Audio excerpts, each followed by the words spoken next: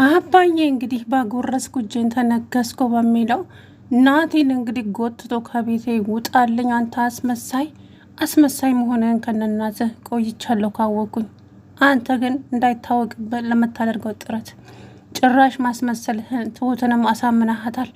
እሷም ሰሞኑን ጸባዩዋ በጣም እምቢ ብሎኝ ነበረ። ለካ ሚስቴን እንዳላገኛት አንተ ነው ያገትካት። ለምን ናቲ? ምንድን ነው ያደረግኩት? ያደረግኳቸውን ብቻ ንገሩኝ እስኪ። እንዴት እንደዚህ ታደርጋላችሁ? ከዚህ በኋላ እዚህ ቤት ውስጥ አይናህን ማየት አልፈልግም አላባዬ። ትሁት ይሄንን ስትሰማ እንግዲህ ናቲ ላይ በጣም ተነሳችበት፣ ተናደደች ማለት ነው።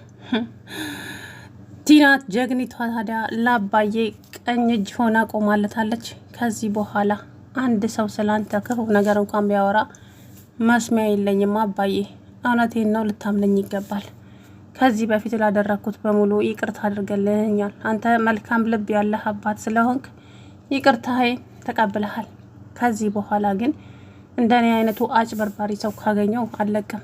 በአንተ ላይ ግን ምንም አይነት ክፉ ነገር ላልሰራ ቃል ገብቻለሁ ለራሴ አለችው። ከዛ ታዲያ ናቲን እንድትከታተይልኝ እፈልጋለሁ አላት። እሷም ታዲያ የገንዘብ ወዳጅ አይደለች? እሺ አለች። ትከፍለኛለህ ሲላት አይረስ ቀልድ ነው አባዬ፣ እውነቴን ነው የምልህ። እኔ ገንዘብ ኖሮኝ ላንተ ምንም ባላደርግልህ እንኳን በዚህ በክፉ ቀን ከአስመሳዮቹ እጠብቅሃለሁ አባዬ። አሁን አንተ እዚህ ጋር ወዳጅና ጠላትህን መለየት አትችልም። ምክንያቱም ወዳጅ መስለው ነው እየቀረቡ ያሉት ምድረ አስመሳይ። እኔ ተጠንቀቅ ብዬ እነግርሃለሁ። ትሁት ታወራለች፣ ሰውየው እያስመሰለ እንጂ በፍጹም አይወዳትም እኮ አባዬ። ግን እኔ ምንም አያገባኝም፣ የራሷ ጉዳይ። አሁን እኔ እንደዛ ስላት የምቀናባት ወይ ደግሞ የሆነ ነገር አስባ ሊሆን ይችላል። ስለዚህ እኔ ምንም ልላት አልችልም፣ የራሷ ጉዳይ ነው አለች። ከዛ በኋላ እንግዲህ ቲና ወይዘሪት ትሁት ስነግርሽ አሰሚም ራስሽን ቼክ አድርጊውና እስኪ ራስሽን መርምሪ፣ ከዛ በኋላ የሚፈጠረውን ታያለሽ አለቻት። አንቺ ናቲን አትናገሪብኝ፣ ናቲን እወደዋለሁ፣ አፈቅረዋለሁ፣ ምንም እንድትዩ አልፈልግም፣ እሱ የራስሽ ጉዳይ ነው፣ አይመለከተኝም። እኔ ተጋባችሁ ተፋታችሁ ምንም የሚመለከተኝ ነገር የለም። ግን እዚህ ጋር አስተውይ ነው ያልኩሽ እንጂ ስለሌላ አይመለከተኝም። ወይዘሮ ትሁት ትሰሚያለሽ አለቻት። ከዛ በኋላ ቲና ለምንድን ነው እሱን የምትጠየው እንደዚህ? ሴትዮ እያወራ ያለሁት እኮ አማርኛ ነው፣ አሰሚም እንዴ? ቆይ እንዴት ነው የምትሰሚው? አንቺ ገልብጠሽ ነው እንዴ የምትሰሚው አለቻት። ከዛ በኋላ ቲና እንከባበር፣ እውነቴን ነው፣ ስነ ስርዓት ይኑርሽ፣ እምቢ ካልሽ ግን ከባድ ችግር ይፈጠራል አለቻት። ጭራሽ እኔን ነው እያስፈራራሽ ነው እንዴ? ለማንኛውም አቶ ናቲ ውርደቱ ተነቅቶበታል። በጣም ውርደቱ ወጣ ጎልቶ ታየበት። አቤት ውርደት! በሰው ዘራ አድርስ። አንቺ ናቲ አትበይ፣ ከናቲ ላይ ውረጂ።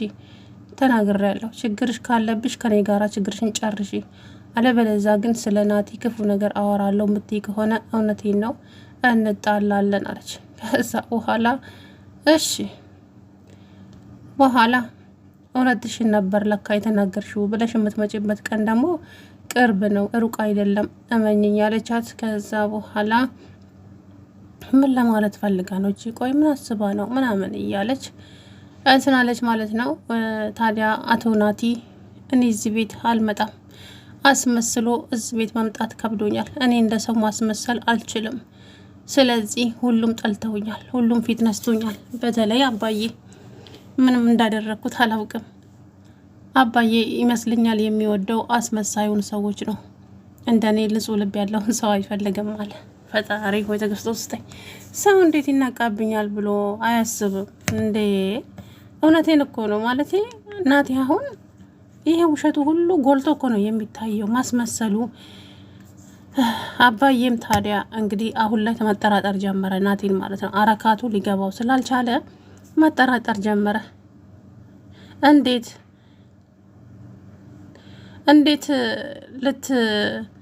እንትን ትላለህ አባዬ? ይሄማ በፍጹም የማይሆን ነገር ነው። አይሆንም አባዬ፣ እንደዚህ ናቲንማ እንደዚህ እንድትለው አልፈልግም። ናቲ እኮ እጮኛዬ ነው። የእውነት እኔን የምትወደኝ ቢሆነ ናቲን ታከብረው ነበር። ትሁት ለምትናገሪው ለእያንዳንዱ ነገር ስነ ስርዓት ይኑርሽ። ሲቀጥል ደግሞ ጭንቅላቴ ላይ አላዝለውም። ምን ላድርገው? እውነቱን ንገረኝ ካልሽ በቃ አላምነውም አልኩሽ። አላምነውም። እውነታው ይሄ ነው። አምነሽ ተቀበይ ትሁት። ይሄ ደግሞ መብቴ ነው። ማንም የሚከለክለኝ ነገር የለም። እጠራጠራለሁ። ሰው ስለሆንኩኝ መጠራጠሬ ግድ ነው። እጠራጠረዋለሁ። ከዛ በኋላ በጣም ተናደደችና ሄደችና እኔም ከዚህ ቤት ለቅቄ መውጣት አለብኝ። እንደማየው ከሆነ ሰውየው እኔንም ፊናስቶኛል አለች። የእውነት ሰውየው ስትል አባዬን ደሜ ፍልት እንትክትክ ነበር ያለው። እውነቱን ለመናገር ማለት ነው። በጣም ነበር ያናደደችኝና ለአባዬ ይሄ አይገባውም ነበር። ይሁን እንግዲህ ምን ማድረግ ይቻላል። ብቻ በእውነት ነው የምላችሁ አንዳንድ ጊዜ ሰዎች ባስቀመጥናቸው ልክ አናገኛቸውም። ባስቀመጥናቸው ብቻ ብዙ ነገር አለና አንዳንዴ የፈለገ ለሰዎች መስዋዕት ብትከፍሉ እንኳን እነኛ ሰዎች ጠላት ናቸው የእውነት። እና አባዬ ታዲያ አላለሜ ለዚሁ ለናቲ ያልሆነው ነገር የለም ነበር በእውነቱ ማለት ነው። በጣም በእውነት ከዛ ከሰውዬ አላቆ እቤቱ አምጥቶ ብቻ ብዙ ነገር እና ዛሬ ግን ለአባዬ ይሄ አይገባውም ነበረ። ሆኖም ግን ደግሞ ተመስገን ጀግናው እንግዲህ ጀግና ነው። የእውነቴን ነው የምላችሁ።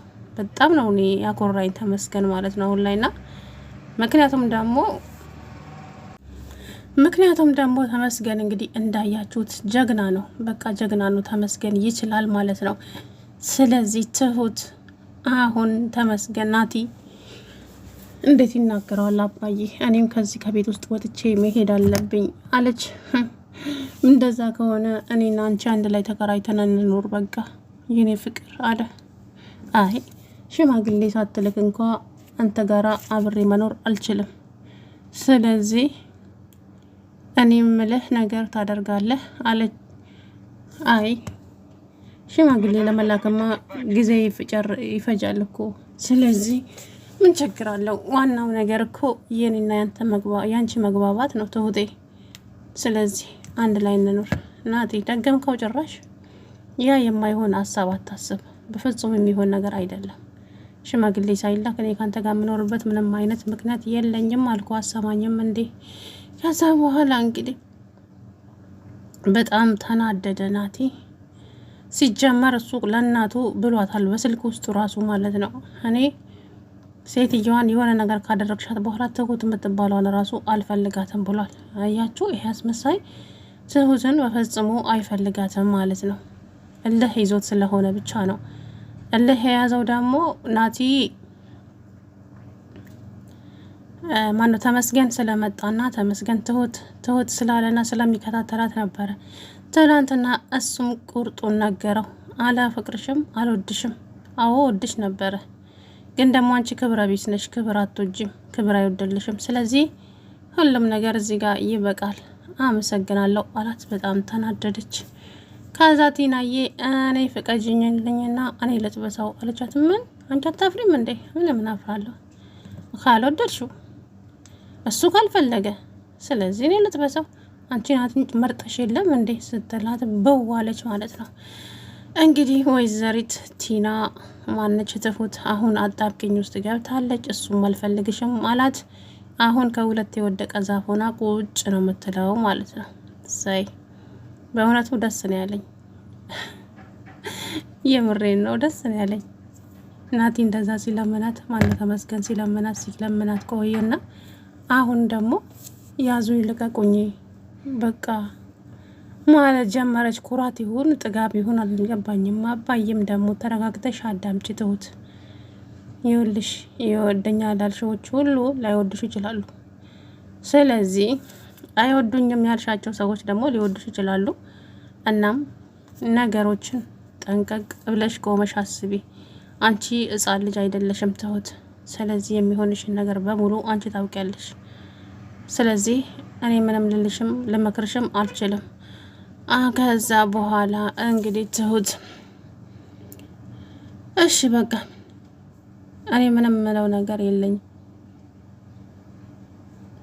ከዛ በኋላ እኔ ታዲያ ምን አደረግኩ? ምን ያደረግኩት ነገር አለ? አንቺ ምንም አድርግ፣ ግን እውነታው ይሄ ነው። ከዛ አባዬ እንግዲህ ናቲ አባዬ አንድ ነገር ልንገርህ አለችው። ቲና ምንድን ነው ንገሪኝ አላት። አባዬ ይሄ ነገር በእኔና ባንተ መሀል ይቅር። አላውቅም፣ በር ስር ቆመው ሊያዳምጠን ይችላል፣ ግን እውነታው ይሄ ነው አለችና ድምጿን ቀነስ አድርጋ ለአባዬ ነገረችው። ምንድን ነው የኔ ልጅ? አባዬ ይኸውልህ እውነታው ምን መሰለህ፣ ናቲ ያንተን ሚስት ያለችበት የት እንዳደረጋት ታውቃለሁ። እናም እንዳልናገር ብሎ ገንዘብ ከፍሎኛል። ምን? አዎ አባዬ ገንዘብ ከፍሎኛል። እሺ እናማ ቅድም ራሱ እናንተ እዚህ ቁጭ ብላችሁ 500 ሺህ ብር ከፍሎኛል። አዎ አባዬ። ከዛ በኋላ ይሄማ አይረባ እና ሚስቴን እሱ ነው የደበቃት? አዎ እንደዛ ነው አባዬ። ግን አደራ እኔ እንደተናገርኩ በፍጹም እንዳታስነቃብኝ። ግን ይሄ ሰው የሆነ ነገር አድርግ፣ አለበለዚያ ሚስትህን አታገኛትም አለችው። እንግዲህ ትሁት ሚነች ቲና እንግዲህ ከአባዬ ጎን ቆማለች። አሁን ላይ የፈለገ ነገር ቢመጣ ከአባዬ ጎን ነኝ ብላለች ማለት ነውና ከዛ በኋላ እንግዲህ አመሰግናለሁ ቲና፣ እውነት ከልብ አመሰግናለሁ። እኔ እስከ ዛሬ ምንም ውስጤ አልተቀበለም ነበረ፣ አላመንኩሽም። አሁንም እንደ ድሮ የምታስመስይ ይመስሎኝ፣ ግን አመሰግናለሁ የኔ ልጅ። እውነት ሚስቴ ብቻዋን ልጅ ለትግባና የማደርግልሽን አታውቂም አላት። እናም ይሄ ሰው አስመሳይ ነው አባዬ፣ እምሬን ነው የምልህ። እኔ ገና የመጀመሪያ ያየሁት ቀን ነው ግን ልጅቷ ታውራለች። እሷን ወዷት ሳይሆን እልህ ይዞት ነው። ይሄንንም በስልክ ሲያወራ ሰምቸዋለሁ። የኔ ልጅ ታያት አሁን እሷ እኛ ምንም ብንላት እሱን የጠላ ነው ስለሚመስላት ምንም ብንላት ልትቀበለን አትችልም ልጄ። ስለዚህ ታያት ምንም ልናደርግ አንችልም አላባዬ።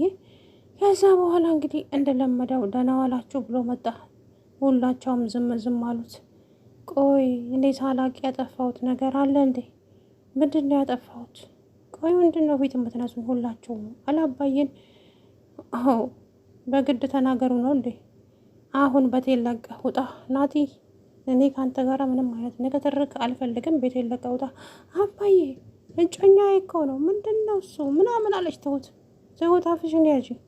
አስፈላጊ ከሆነ አንቺም ተከተለሽው ትሄጃለሽ። ምን? አዎ አሁን ተሸከምኳችሁ። ሁሉም ነገር እዚህ ጋር ያበቃል። ማንንም መሽሩሩ ማለት አልፈልግም። ጭራሽ አልበዛም እንዴ? ከዛ በኋላ እንግዲህ አባዬ በጣም ተናደደ። ሰውየው ምን ሆኖ ነው? ምን ነክቶት ነው እንደዚህ እየሆነ ያላል? ጤና የለውም እንደ ሰውየው። ቆይ ለምን እንደዚህ እየሆነ ያለው እያለ ናቲ እንግዲህ ያዙ ይልቀቁኝ አለ። ከዛ በኋላ እኔ ቤቱን ለቅ እሄዳለሁ አለች። ሰላም ውድና የተከበራችሁ የተስፋ ቻናል ቤተሰቦች እንዴት ናችሁ? አለሁ ደህና ነኝ። እንግዲህ አባዬ የናቲን ማስመሰል ነቅቶበታል ማለት ነው። ከዚህ በኋላ እንግዲህ ምንም የሚፈጠር ይመስላችኋል? ሁላቸውም ጥርግርግ ብለው ከዛ ቤት እንደሚወጡ ተስፋ አለኝ ማለት ነው። በተለይ ናቲ እንግዲህ በጣም ነው አባዬ ያዘነበት። ለእኔ ይሄ አይገባኝም ነበረ፣ እንዴት እንደዚህ ያደርጋል እያለ እንግዲህ አባዬ በጣም ተናዷል ማለት ነው። እውነት ለመናገር በጣም ክፉና አስመሳይ ሰው ነው። የምሬን ነው የምላችሁና ይህንን ማስመሰሉን ደግሞ አባዬ አውቆበታል።